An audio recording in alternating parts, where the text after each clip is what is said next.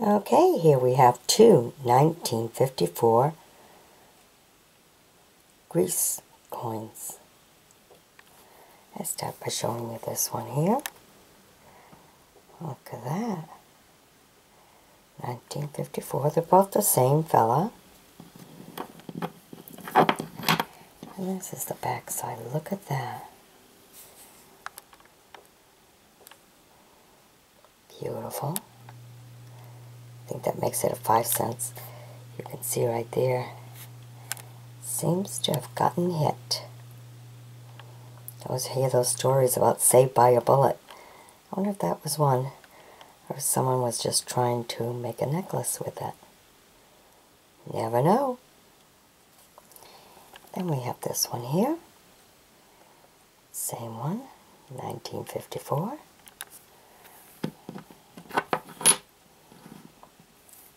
And this one's only a 2. Same picture. The other one was a 5, it was bigger.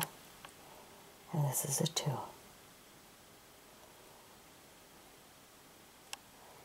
Alright, I hope you've enjoyed my bringing them to you.